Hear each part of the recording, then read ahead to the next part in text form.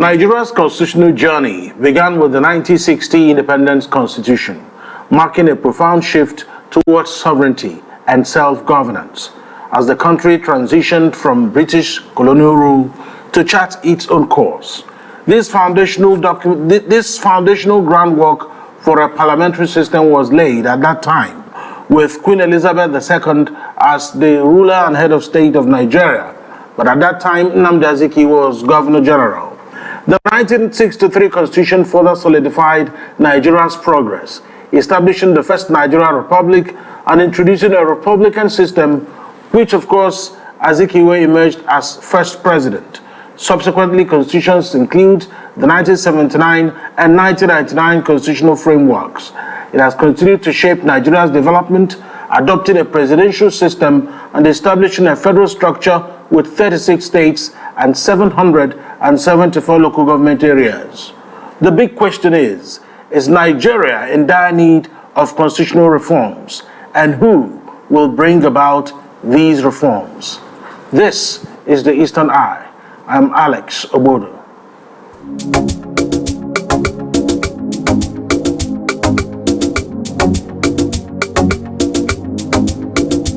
You're welcome to the Eastern Eye, a program that X-rays the political, social, and economic development around us. Joining me tonight is Chief Barrister Tom Anyafulude, is the editor-in-chief of the Supreme Court Nigeria Law Report. Thank you so much, Ikenga, for joining me tonight on the Eastern Eye. Thank you, Alex. I welcome the listeners the viewers to this program. Yes, it looks like each time we talk about constitutional reforms in Nigeria, it looks like people merely have conversations about it. Because if you noticed, since 1999, the National Assembly, they've been having constitutional review committees. The Senate President or Deputy Senate President heads that of the Senate, and of course, the Deputy Speaker heads that of the House of Reps. But we haven't seen fundamental changes to the Constitution. You are a senior lawyer. Have you seen fundamental changes in Nigeria's Constitution? Not quite. Because the procedure for amendment of the 1999 Constitution of Nigeria is rigorous under Section 9 of the same Constitution. The procedure is Herculean, almost impossible to attend. But there were alterations to the Constitution, the first, second alterations. But now that we have embarked on constitutional amendments, I doubt how far we are going to go because of the procedure involved under Section 9. I will enumerate the procedure as we get on, or do I do that? Yes, I would like to, get under Section 9. An alteration, a bill, an amendment can be introduced by a member of the House of the National Assembly, any house, either the Senate or the House of Representatives. You introduce the bill there. Then 2/3 of the members will pass. Concurrence, the 2/3 of the National Assembly, both the Senate and the House of Representatives. After that, then 2/3 of the 36 states will pass the bill. That means that 24 states will give concurrence, will concur, will give, blessing, will assent to the bill. Then it will now go to the president for his presidential assent. Although the Supreme Court has held that presidential assent is not, all that it can be dispensed with. But like any other law, it's just like any other law. I feel that the president has to assent to the bill. So 2/3 of the National Assembly, 2/3 of the states, and the assent of the president. That's what alters the Constitution under Section 9. Yeah, I mean, that's clear cut. But of course, all these 2/3 have mentioned, how you arrive at that. Because previously, attempts to amend the Constitution didn't quite work, especially when it got to the subnational assemblies, the state houses of assembly, where they needed some support for instance, local government autonomy. So when it got there, they couldn't get the numbers they wanted to effect any sort of change to the constitution. Another one is state creation. It's a big talking point because no democratic government has managed to create any state. All the states created in Nigeria were products or creations of the military.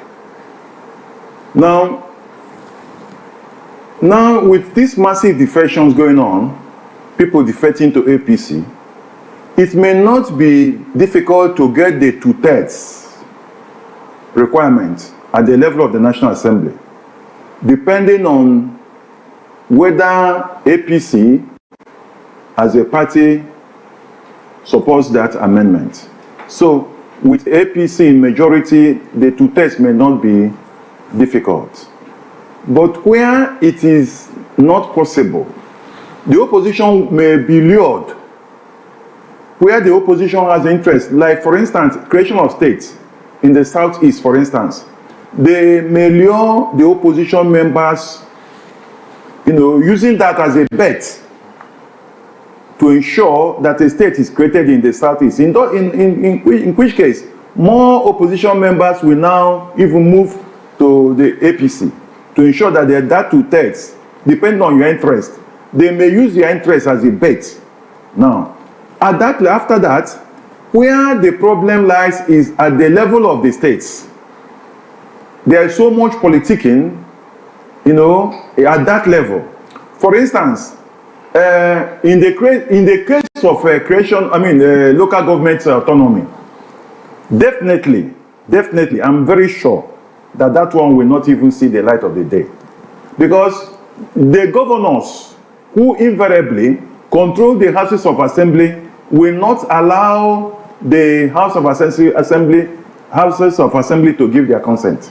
So it is going to die, I'm very sure of that, at the level of the houses of assembly. Then presidential assent.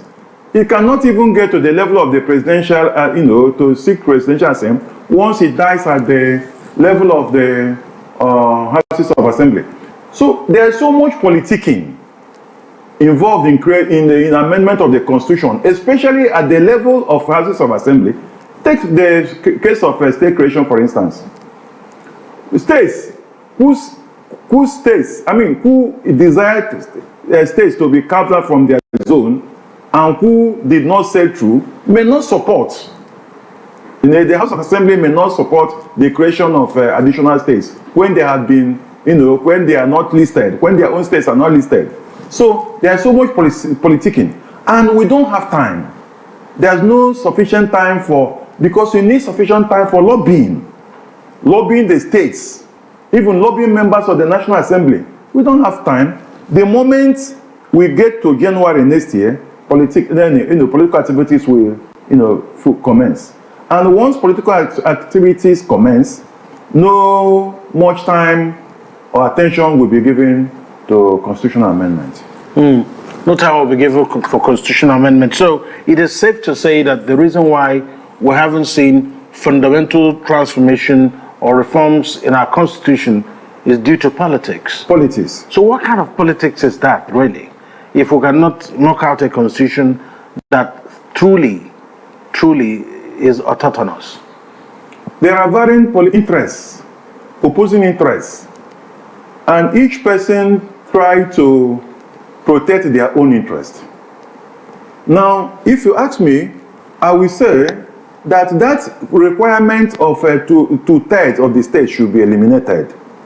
Once there is a 2/3 of members of the National Assembly supporting the amendment, and then it will just go just like any other law to the president for assent. Although our constitution is rigid, because constitution is not just a simple document, so that is why it cannot be tampered easily. For instance, now that APC, people are saying, why are people defecting to APC? Now, APC, they have only 3 members more to have the majority in the Senate. And if the president has majority, president party has majority in the Senate, They can amend the constitution, even extending the tenure of the president. So that is why it can be argued that the requirement of 2/3 of the states is also a type of balancing, provision, so that you do not tamper with the constitution. You don't make the constitution just like, a simple document which you can be tampered in, and be manipulated. So that is the thing. I mean, if there is a need for Nigeria to alter her constitution to be really, really a virile democracy, shouldn't we have some kind of a situation where people here and people everywhere, be you at the State House of Assembly, be you at the National Assembly, actually see this as a necessity? I mean, once in the National Assembly, they brought about what they call doctrine of necessity. That's not in our constitution, is it? The doctrine of necessity isn't in the constitution. It's not in the constitution. But if something is necessary, there has to be some kind of expediency in executing it. Doctrine of necessity is an illegality. The members of the National Assembly... But it solved the problem. Well, I do not know, because it was not challenged. Assuming that that doctrine of necessity was challenged, you cannot interpret you cannot import something that is not in the Constitution. However, in the interpretative jurisdiction of the court, when the court assumes jurisdiction to interpret the Constitution, they can apply what we call the golden rule of interpretation. The golden rule is they can fill in gaps. Lord Denning, in the case of London Metropolitan Railway, interpreted a statute by applying the golden rules. And he said, and I quote, "We do not sit down here to make the language of tear the language of parliament and ministers to pieces and make nonsense of them. We are sitting down here to find the intention of parliament and ministers, find the intention, and we can do this better by filling in gaps and making sense of the enactment." Now, the court can fill in gaps, make sense, and that may be what you call the doctrine of necessity. The court can imply that, indirectly imply it in the interpretation of the statute.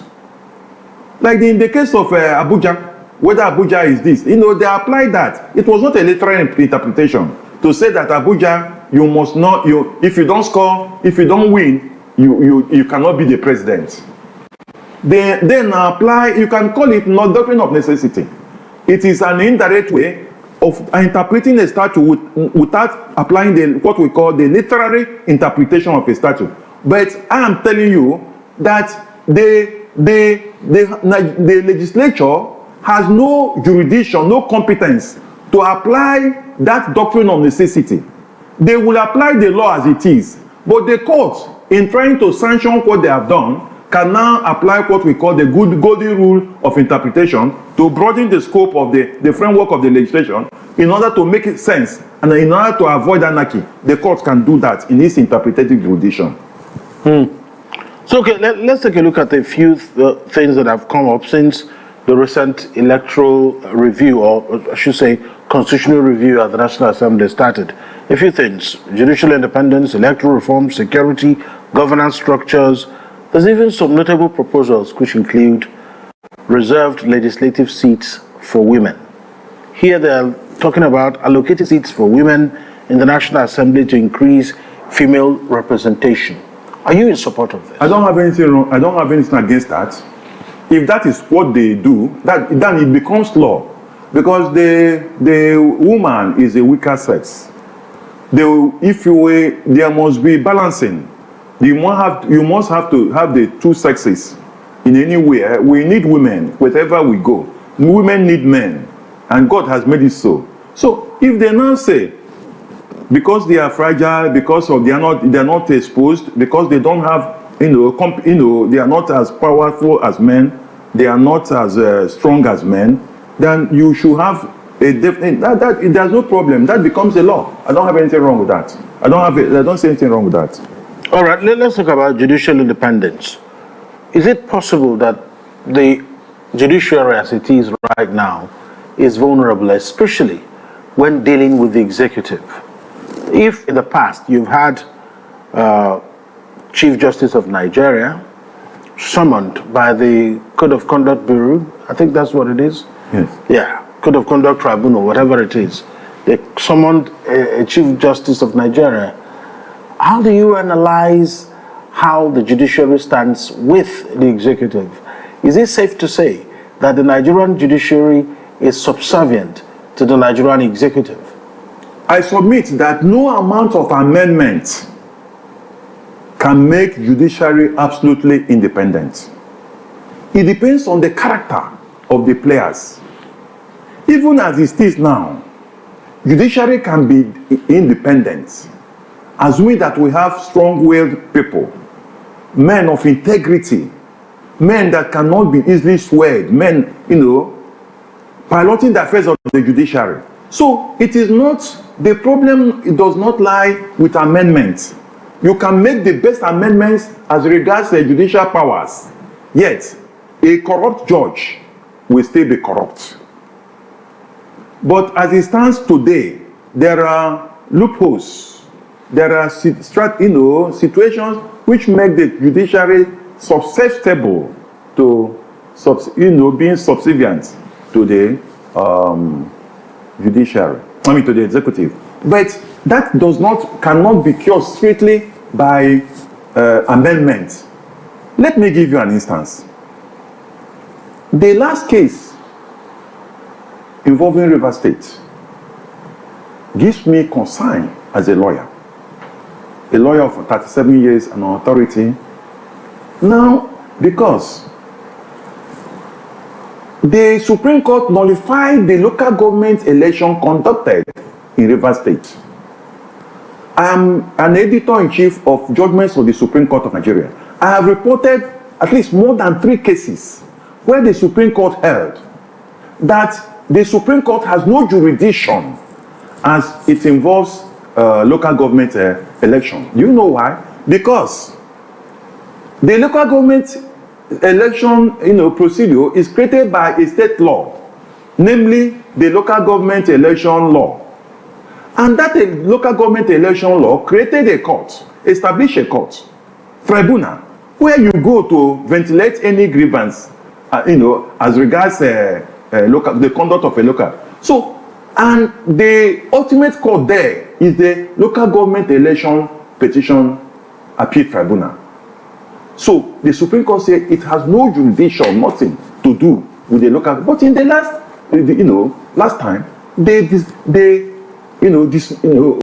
nullified that election. How did they obtain jurisdiction? And jurisdiction is a fundamental thing. So there are precedents, there are authorities. So what I'm trying to say, in effect, is it depends on the characters, the conduct.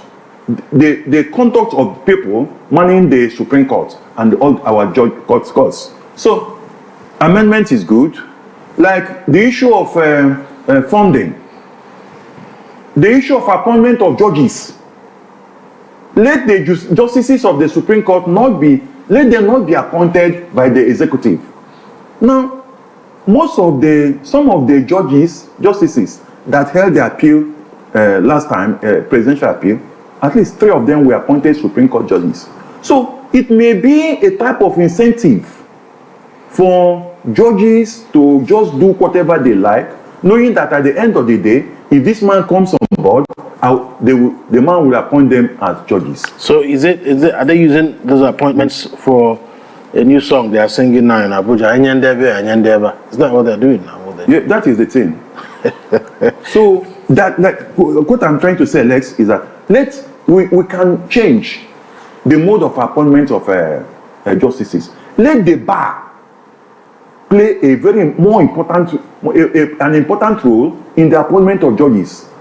You can scale the first round of being elected by the bar, then the second one, the College of Judges, then the last one, the governor or the president, as the case may be. But let the bar has input. Then, this issue of the Supreme Court being the last court of resort, yes. But let the Supreme Court be decentralized. Let we have Supreme Courts in the 6 geopolitical zones. So these are some of the amendments which can promote the efficiency of the judiciary. But essentially, basically, it is not the amendment that will change, it is the character. Appoint nice, people with integrity. You can imagine in those days, somebody like Aniagolo, can you come to Aniagolo and start telling him about a political decision? He will just walk you out, or Mnemekago, or Puta. So those ones, they had character. So it is the character of the judge that is very paramount, although amendment is important. So, I mean, what has happened to the characters? We talked earlier about political interference. So is everything in Nigeria at the mercy of politics? Everything is at the mercy of politics. Why is it so, though? Because when you look around, the country is crying. The country is yearning for reforms. Well, we can't get the reforms because a few people don't just want it. As we get on, Alex, the stakes are very high. There is so much in a person becoming a president of this country. You have the whole world. You are always controlling everything.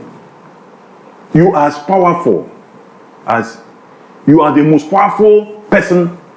The American president is not more powerful than the Nigerian president. There's so much. If you want money, if you can borrow money, billions of naira. If you want anything, you do. Appointments, nothing. So the stakes are high. And then they get this wealth, they amass this wealth, and then they trickle it down. And a smart one can utilize presidential powers, incumbency, to enlarge, their political coast. And that is exactly what is happening. Preparing for 2027. So everything now is politics. The stakes are high. Now, 2027 is as though it is tomorrow. Nothing is happening except 2027. Everybody is campaigning, the stakes are high. Everybody wants to be a president. Now, you ask, in the days of Oputa, Nnemekago and Ogolo, have you ever seen an Ogolo attending a wedding ceremony? Today, not in Enugu State, some judges attend wedding ceremony and chair the wedding ceremonies. They attend naming ceremonies. They attend a traditional wedding where they dance Owembe or whatever you call it. So in those days, you don't have access to a judge. You only see him coming out from the court and entering his car. You cannot even come near to greet. So the judge does not have a social life? No. They are isolated. But today, I have seen a group of judges that wearing ashebi and attended a wedding of one of their colleagues, putting ashebi, judge, carrying their gifts, going, and the MC were calling them names. Well, okay. Chief Barrister Tom Ayafolide, I don't know exactly how to respond to this, but if a judge's daughter is wedding, so wouldn't other judges attend? Not showing ashebi.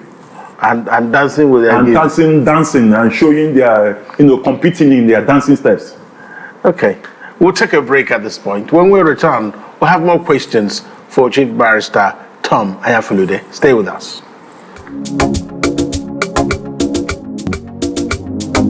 You're welcome back to the Eastern Eye here on Afia TV, a program that x-rays the political, social, and economic developments around us. My name is Alex Ogbodo, and Chief Barrister Tom Ayafolide is still with us here. And I'd like to quickly ask him, 2026 is here. It's that year before the big year, 2027. So there is always this talk about whatever reforms you are not able to push, and you try to sneak it in close to an election year. It doesn't quite work. And we've seen it over time in Nigeria. No president wants to effect reforms that will ease him out of office. It happened with Buhari in 2019. He didn't want to effect too many reforms that will make him look at those reforms from the outside. It happened to Jonathan. Jonathan effected reforms and was watching from the outside as a result of those reforms. Do you think that maybe the big problem here is protectionism from the incumbents for their own political benefit? Or do you think there is another pathway to get those reforms, despite all the bottlenecks we've identified? The Constitution made provision for the involvement of the president so much. Without his assent, there's no law. Except that if he refuses assent, they can now go back and pass it by 2/3. And when you have the National Assembly populated by people from the president's party, they cannot do that. So once the president refuses assent, that is the end of that process. Now, how can you change the status quo, which is beneficial to oneself, to them? A president, was elected based on a system that is suspect, questionable, porous. And then you want that president to make amendments. Now, allow 2027 to pass, he will still ride on that, suspectable, that system that is not so desirable. Then after that, at the end of his tenure, 1 year to go, he can sign some laws. Like we saw in the case of Buhari, signing signing bills into laws at the twilight of his administration. So the things that concerns us, that is favorable to us, you don't change. Can you hurt yourself? If, for instance, the president encourages massive electoral reform, which is one of indices of constitutional democracy, massive electoral reforms, it may be against him. It may be against him. So allow it now as it is, where the Supreme Court has held that non-transmission of the result is just an electoral irregularity. Allow it. But at the end of the day, if you now say that once results are not transmitted at and when due, it nullifies an election, well, it may not be favorable to the incumbent. So that is the thing. It may not be favorable to the incumbent. Exactly. And is Nigeria also at the mercy of incumbents? The president is powerful, very powerful, too powerful. He's the most powerful president in the whole world. Does the country belong to the president, and does the state belong to the governor? That is the thing. Look, in Israel, the prime minister is standing criminal trial. The prime minister of Israel is standing criminal trial.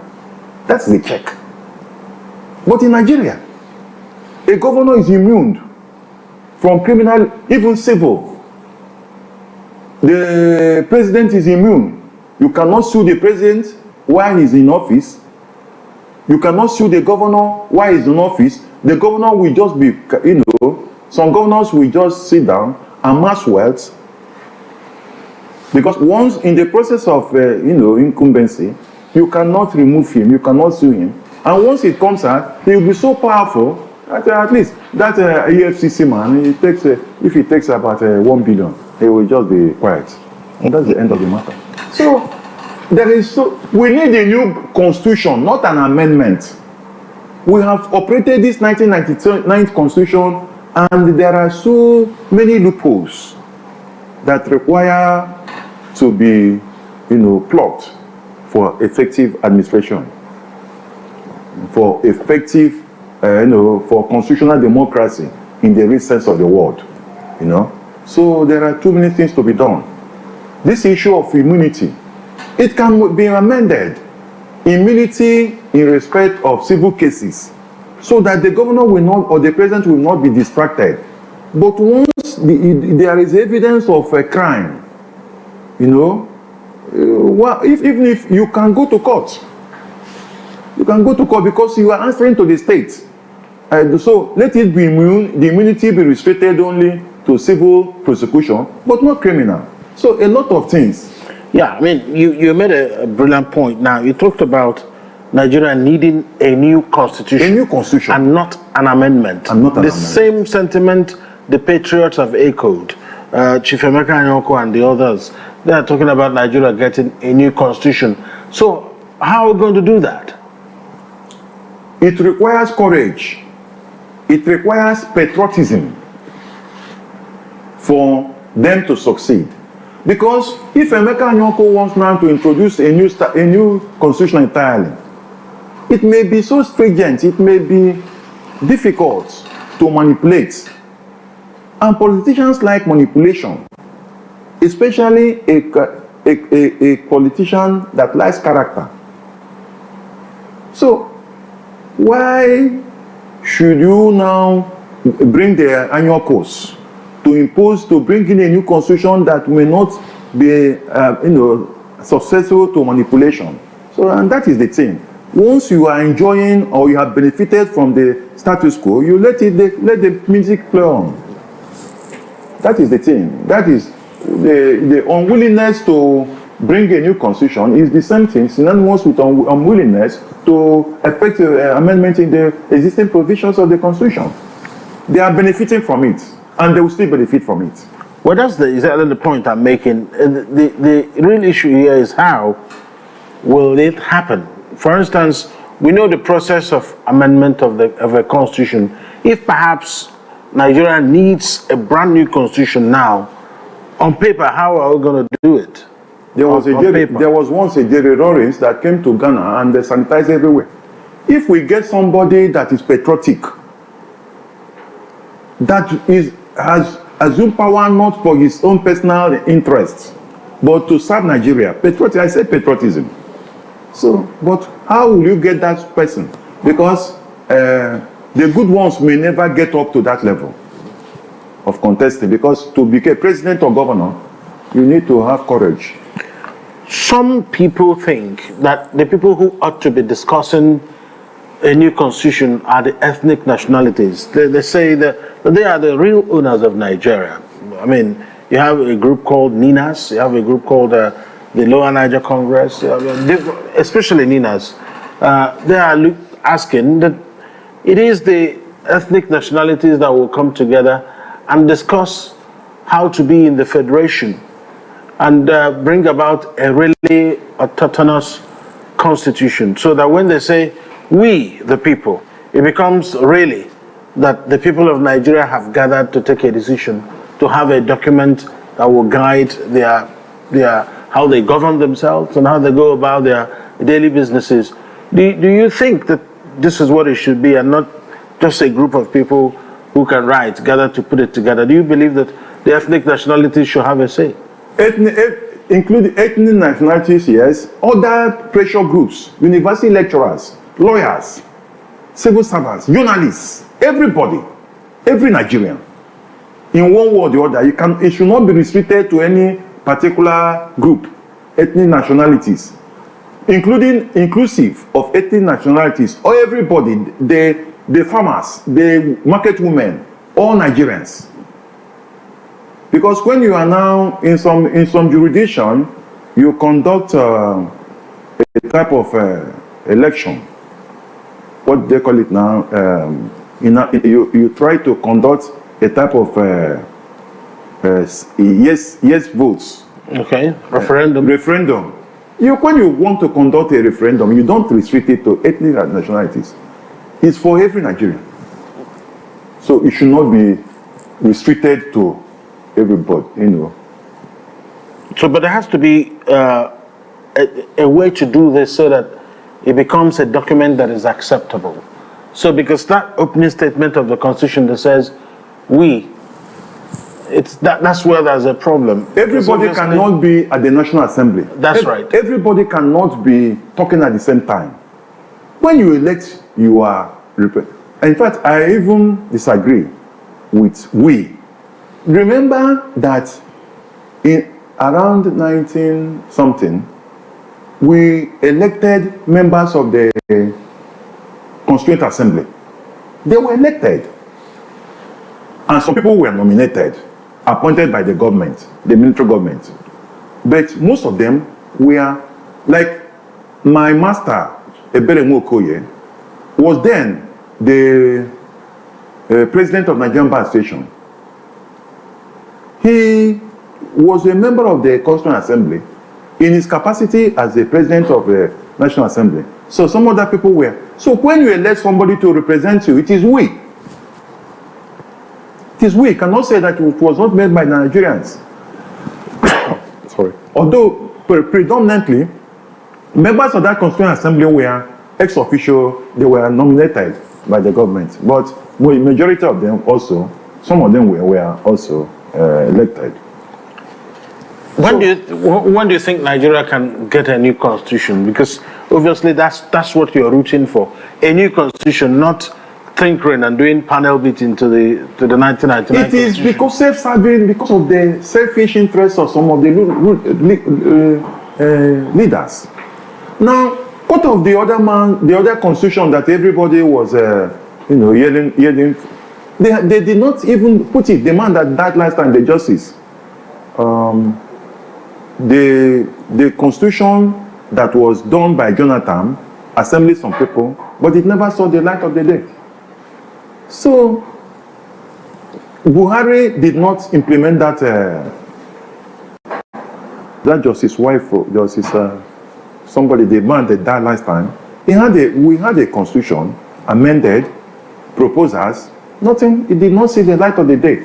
Once these people are benefiting from the existing porous situation, condition, structure, they cannot make any. They cannot agree to any amendment. Why are you going from the known to the unknown? You want a situation where it will no longer favor you, where election will be won based on a popular mandate. No, they will not like that. They will not like that. No. So, I mean, where does this leave the country, really? I mean, how long can Nigeria hold out? And that is why the How long can Nigeria hold out having a constitution they can truly say, this is our constitution? We have been managing. There's a way God has fashioned this country that the country can never disintegrate. We always come together no matter the pressure. So we continue managing until the day we are going to have somebody who will say, my mission is to have a new constitution. Whether it will favor me or not, let us have a new constitution. There are some provisions that encourage bribery and corruption. And a corrupt leader will not allow those provisions to be tampered with. So until we have a leader, one day we have a leader or a change of heart. So the Petros, when they came on board, I knew that they would not go far because they want to do something that may not be very popular among the top echelons. I think that would be a good place to leave it. So it's about the big guys. The big guys. Thank you so much. Thank you. Chief Barrister Tom Anyaflude, for joining us on the Eastern Eye tonight. Thank you. Yes, it's always a pleasure. Yes. That's the Eastern Eye for tonight. We'll be here tomorrow sometime for another episode. My name is Alex Ogbodo. Good night.